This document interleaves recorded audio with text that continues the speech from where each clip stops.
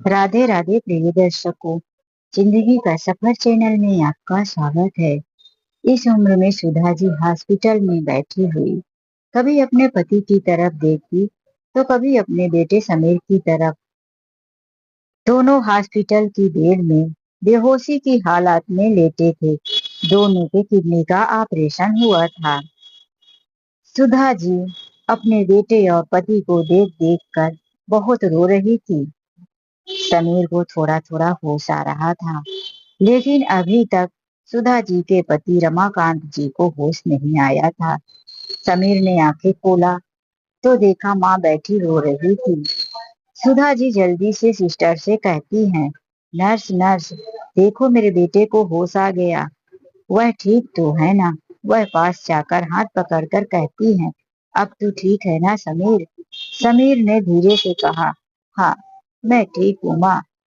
बस वह अब अपने पति की तरफ आकर उनके सिर पे हाथ रखकर सहलाते हुए कहती है, देखो ना, समीर को होश आ गया है। अब भी तो आंखें खोलो। अभी तक रमाकांत जी को होश नहीं आया था। उनको यह देखकर बहुत दुख हो रहा था। सिस्टर बार बार समझा रही थी, आंटी जी आप चिंता मत करो, सब ठीक हो जाएगा। बस कुछ समय के बाद होश आने ही वाला है। हुआ ये था कि सुधा जी का बेटा समीर उम्र में 24 साल का था। सुधा जी का एक मिडिल क्लास का परिवार। सुधा जी के पति रमाकांत जी मजदूर हुआ करते थे, लेकिन अपने बेटे को 12वीं तक की परीक्षा बड़े ही मुश्किलों से पास करवाई। बेटा तो कई बार 12वीं तक पहुंचने में ही फेल हो गया था। वह उसे कहते, अगर पढ़ाई नहीं करना तो तू कोई और काम क्यों नहीं सीखता। लेकिन समीर ना तो कुछ काम सीखता और ना ही पढ़ाई में ध्यान देता। सुधा जी कहती, पढ़ने दो, पढ़ लिख कर कुछ तो करेगा। इसी कारण से वह 12वीं की परीक्षा उत्तीर्ण करते करते ही 23 साल का हो चुका था। इसी बीच उसे कुछ अमीर दोस्तों के साथ बुरी संगत लग गई, जिसकी वजह से वह नशे में रहता, नशे की गोलियां खाता, शराब पीता और माता पिता दोनों मना करते तो उनकी बात नहीं मानता। उसे इस तरह से लत लग गई थी कि अब उसका छोड़ना मुश्किल था। एक दिन उसे उल्टी आने लगी। माँ को लगा कि इसने कुछ इधर उधर से खराबी में शराब पी लिया होगा, कुछ खा लिया, उसी की वजह से उल्टी बंद नहीं हो रही, चक्कर सा आने लगा। डॉक्टर के पास लेकर गए तो पता चला कि इसका लीवर खराब हो गया है। लीवर की दवाइयां शुरू हो गई। 2-3 दिन तक दवा होती रही। वह हॉस्पिटल में एडमिट था कि अचानक से उसके पेट के निचले भाग में दर्द उठा। इतना दर्द कि असह नहीं। डॉक्टर ने रिपोर्ट निकाला तो जाके पता चला कि उसकी किडनी भी खराब हो गई है। जल्दी से जल्दी उसे किडनी डोनर ढूंढना पड़ेगा। यह सुनकर तो सुधा जी और रमाकांत जी की दुनिया ही उजड़ गई। अब क्या होगा? कहाँ से मिलेगा किडनी डोनर? दोनों माता पिता काफी परेशान। गुस्से से उसे कहते भी, कितनी बार इस नालायक को मना किया कि मनमानी मत कर, जहर मत खा, लेकिन यह शराब पीकर आता था। सारा शरीर बर्बाद कर लिया। बड़ी कोशिश किए, रिश्तेदारों को, पड़ोसियों को, सगे संबंधियों को, सबको बोला कि कोई मेरे बेटे की जान बचा लो, लेकिन यह कोई छोटी मोटी बात नहीं थी। अपने शरीर के अंग को निकाल कर देना कौन चाहता है? इसीलिए कोई तैयार नहीं हुआ और अब उसकी जान पर बन आई थी। सुधा जी तड़प तड़प कर रो रही थी। रमाकांत जी ने कहा, मत रो, मैं जिंदा हूँ, तेरे बेटे को कुछ नहीं होने दूंगा। रमाकांत जी डॉक्टर से कहने लगे, डॉक्टर साहब, मेरे शरीर के जो अंग चाहिए निकाल कर मेरे नालायक बेटे को लगा दो, लेकिन उसकी जिंदगी बचा लो। डॉक्टर साहब ने मना भी किया कि 50 से ज्यादा उम्र हो गई है, आपको अब यह सब करना ठीक नहीं रहेगा। उनकी जिद के कारण डॉक्टर ने उनकी किडनी निकाल कर बेटे को लगा दिया। उसकी जान तो बच गई। धीरे धीरे वह स्वस्थ होने लगा। रमाकांत जी भी अब ठीक हो गए। हॉस्पिटल से छुट्टी मिल गई। लेकिन घर आकर भी उन्हें अब कमजोरी, चक्कर और उठने में भी तकलीफ होती थी। वह ज्यादा समय अब बिस्तर पर ही पड़े रहते थे। लेकिन समीर स्वस्थ होने लगा था। अभी नौजवान लड़का था, नया खून था, शरीर में सब कुछ कंप्लीट हो गया। समीर ने एक नौकरी भी देख लिया था। 2 साल ऐसे ही गुजरा। लेकिन रमाकांत जी थोड़ा बहुत उठते, कमर दर्द होती, हाथ पैर घुटनों में दर्द होता, 10 कदम चलते तो चक्कर आने लगता। उनकी दवाइयाँ, दूध चलता ही रहा। समीर के लिए बड़े मुश्किल से रिश्ता मिला और उसकी शादी भी करवा दिए। सुधा जी के जीवन में एक तो शांति मिली कि चलो किसी तरह से इसकी शादी हो गई है। अब इसका घर बस जाएगा, बहू घर संभाल लेगी और हम बूढ़े माता पिता को 2 टाइम की रोटी देगी। लेकिन सुधा जी के जीवन में शायद सुख लिखा ही नहीं था। बहू आई, कुछ ही दिनों के बाद घर की मालकिन बन गई। जब उसे समझ में आया कि यह घर मेरे पति समीर की कमाई से चल रहा है, तो उसने घर में कब्जा करना शुरू कर दिया। वह बात बात पर सास ससुर को बोझ समझने लगी, उनके साथ गलत व्यवहार करने लगी। सास को कहती, ससुर तो बीमार ही पड़ा रहता है और तुम तो ठीक ठाक अच्छी खासी हो, तुम क्यों पूरा दिन उसके पास बैठती हो, घर के कामों में मदद करो। वैसे भी सुधा जी काम करती थी, लेकिन जिसका पति बीमार हो उसको भले ही ऊपर से बीमारी ना दिखे, लेकिन आत्मा दुखी रहती है। शरीर नहीं चलता, इंसान तड़प तड़प के मरता है। लेकिन वह कहाँ समझने वाली थी सास का दर्द। सुधा जी घर के काम करती, लेकिन उनका बार बार मन लगा रहता कि क्या कैसे है, क्या होगा। वह बीच बीच में काम छोड़कर अपने पति को देखने चली जाती। समीर की पत्नी अब दोनों को घर पे रखना ही नहीं चाहती थी। समीर से आए दिन उनकी शिकायत करती, घर में छोटी छोटी बातों को लेकर झगड़ा शुरू कर देती। समीर भी अब इन सब चीजों से तंग आ चुका था। एक दिन समीर ने कहा, मम्मी पापा, अभी हमारा गांव में पुश्तैनी मकान पड़ा है, उसी में जाकर आप लोग रहो, मुझसे जो बन पड़ेगा मैं दे दूंगा। अब हमें यहाँ शांति से रहने दो, आप लोगों का खर्च हम वहीं पर भिजवा दिया करेंगे। सुधा जी ने सोचा था बहू के हाथ की 2 रोटी मिलेगी, उन्हें क्या पता था कि उन्हें घर से ही निकाल दिया जाएगा। दोनों पति पत्नी गांव वापस चले आए। गांव में 2 कमरे का कच्चा मकान, थोड़ी सी जमीन पड़ी थी। बाकी समीर के लिए तो उन्होंने शहर में मकान बनवा लिया था। जब समीर को वहां पढ़ा रहे थे, तो उसी मकान में जाकर रहने भी लगे थे। सुधा जी अपने बेटे बहू को छोड़ रहने लगती हैं। कुछ दिनों तक समीर कभी 1,000 कभी 2,000 ऐसे ही महीने में पैसे भेज दिया करता था। इससे कहाँ तक घर का खर्च और पिता की दवाइयों का खर्च चल पाए। सुधा जी कई बार बेटे को कहती, कोई शहर आता तो उससे संदेश कहलवाती, किसी के मोबाइल से फोन करती। लेकिन समीर सुनता कहाँ था। एक दिन सुधा जी अपने पति को लेकर शहर आ गई। बेटा, जो कुछ भी था सब कुछ तुझे दे दिया, शहर का मकान, पिताजी की जिंदगी। अगर यह अपनी किडनी निकाल कर तुझे नहीं देते तो आज अच्छे खासे स्वस्थ थे, कहीं मजदूरी भी करते तो हमारा और इनका पेट चल जाता। अब तू ही मेरा सहारा है और तू ही साथ नहीं दे रहा है। तू हमें इतने कम पैसे भेजता है, ना तो तेरे पापा की दवाई हो पाती और ना ही मेरे घर खर्च। पत्नी गुस्से से चिल्लाई, क्या यह धर्मशाला है? जब देखो यह बुढ़े बुढ़िया मुंह उठाकर चले जाते हैं, किसी से भी संदेश भेजते हैं, पैसे दे दो। यहाँ पैसे का पेड़ लगा है क्या? बुढ़ा बीमार है तो तुम खुद क्यों मजदूरी नहीं कर लेती?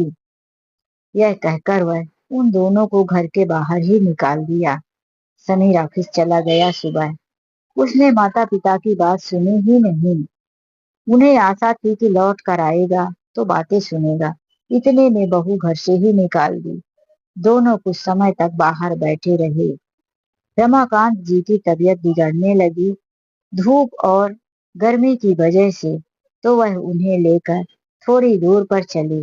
मंदिर था, मंदिर की सीढ़ियों में छांव थी, वहां जाकर बैठी, पानी लेकर आई, भगवान को प्रसाद चढ़ा था, पुजारी जी से मांगकर उन्हें प्रसाद खिलाए। लेकिन उनकी तबीयत ज्यादा बिगड़ रही थी। बेटा अभी तक पता करने नहीं आया। रात को 8 बज चुका था। बूढ़े माता पिता भूख प्यास से तड़प रहे थे। लोग उन्हें भिखारी समझकर बचा हुआ प्रसाद, कुछ रोटियां टुकड़े डालकर चले गए। लेकिन उनकी हिम्मत नहीं हुई कि वह उसे खाए। पति की तबीयत ज्यादा खराब हो रही थी।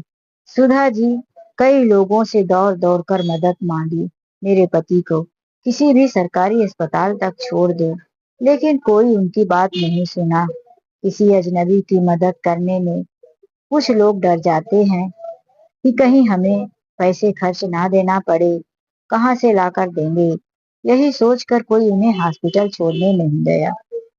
उनके पति तड़पते रह गए और वहीं मंदिर की सीढ़ियों में 10 बजते बजते रात को उन्होंने अपनी अंतिम सांस ले ली।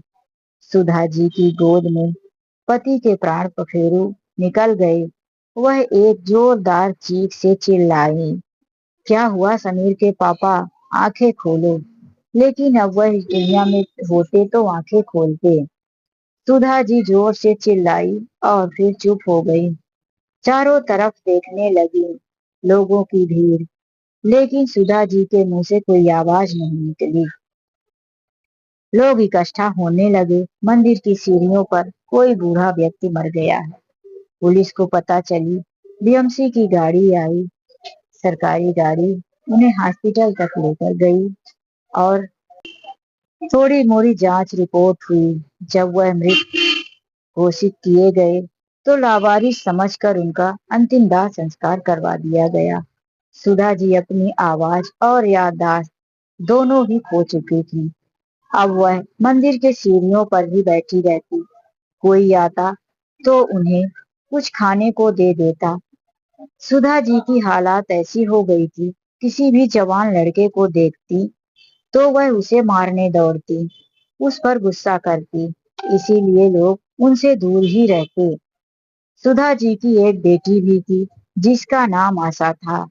आशा को इतना तो पता था कि पापा ने अपनी किडनी निकालकर भाई को दे दिया है। वह देखने भी आई थी। तब तक वह अपने भाई के घर में ही रहा करते थे माता पिता। गांव जाने के बाद से आशा अपने माता पिता से बात नहीं कर पाई थी, क्योंकि उनके पास ना तो कोई फोन था और ना ही पड़ोसियों का नंबर। आशा विदेश में अपने पति के साथ रहती थी। इधर भैया भाभी के पास जब भी फोन करती तो समीर और भाभी यही कह देते कि मम्मी पापा गांव में है। पापा को गांव की शुद्ध हवा चाहिए था, पूरी व्यवस्था के साथ वहां रख दिया हूँ, तुम चिंता मत करो, तुम अपना ध्यान रखो। आशा अपने भैया और भाभी की बात को सच मानती और अपनी दुनिया में व्यस्त थी। एक दिन आशा का देवर उसी मंदिर में आता है। अपनी कार खड़ी कर सीढ़ियों से चढ़ता हुआ जब मंदिर के अंदर जाता है तो आशा की सास को देखकर पहचान जाता है। वह उनके पास गया, बात करने की कोशिश किया, लेकिन आशा की सास यानी सुधा जी उस जवान लड़के को देखकर मारने दौड़ती हैं। आशा का देवर दूर जाकर फोन करता है, भाभी आज मैंने आपकी माँ को मंदिर में देखा। वह तो बाल बिखरे, फटी गंदी मैली साड़ी और पागलों की तरह बैठी हैं। यहाँ तक कि लोगों को मारती भी हैं। आशा ने कहा, कैसी बातें करते हो, मेरे माता पिता तो गांव में हैं। नहीं भाभी, मुझसे इतने बड़ा धोखा नहीं हो सकता। मैं आपकी माँ को अच्छी तरह से पहचानता हूँ। वह आपकी माँ ही है, मंदिर में पागलों की तरह बैठी हैं। वह एक फोटो भी खींचकर आशा को भेज देता है। फोटो देखकर आशा पहचान जाती है और विदेश से तुरंत वापस आ जाती है। आशा उसी मंदिर में पहुंचकर देखती है तो उसके रोंगटे खड़े हो जाते हैं, पैरों तले जमीन सरक जाती है।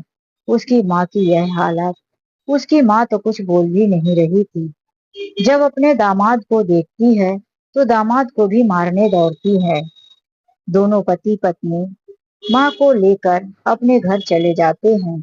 आशा अपनी माँ का इलाज करवाती है, अच्छे से ट्रीटमेंट करने लगती है।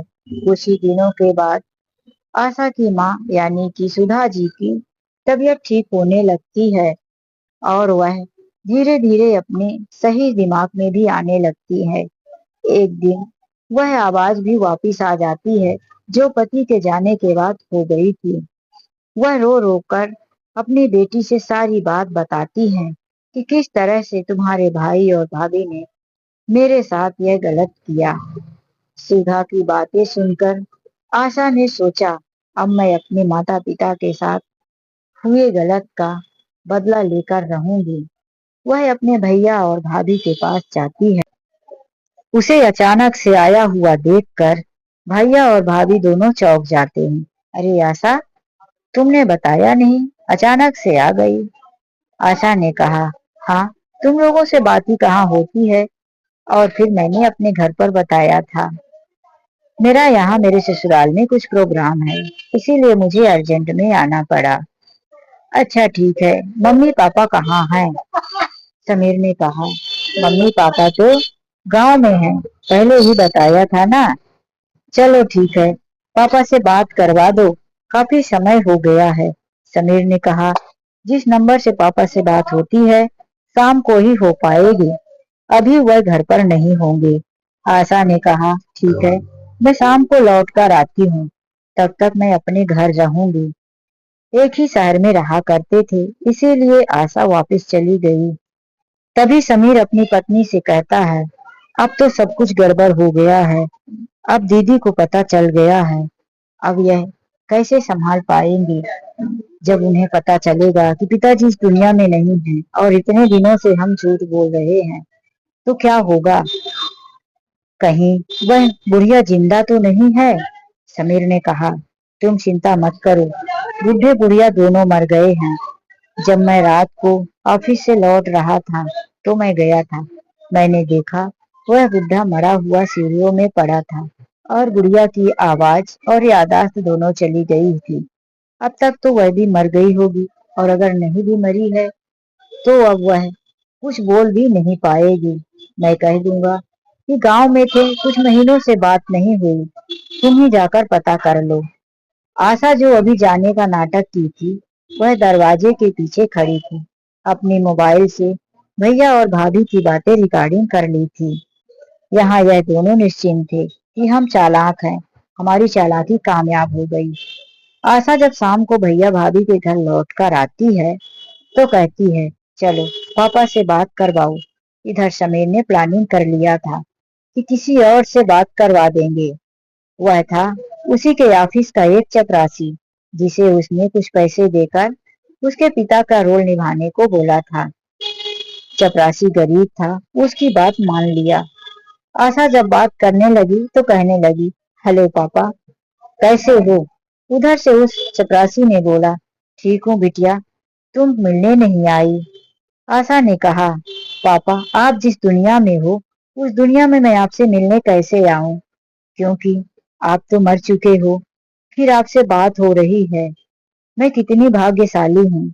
यह सुनकर चपरासी बोला, कैसी बात करती हो बेटी, मैं तुम्हारा पापा हूँ।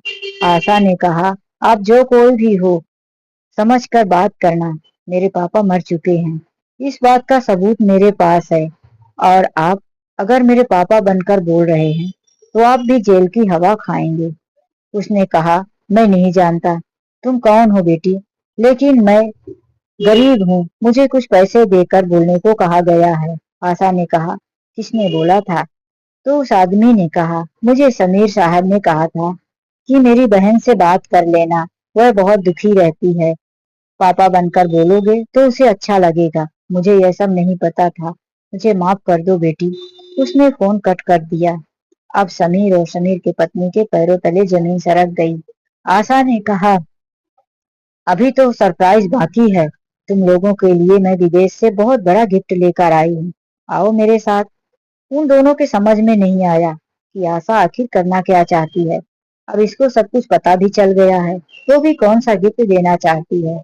दोनों डरे सहमे से, घबराए हुए से, बस मन में सोचते हुए बाहर निकले, कार के पास गए।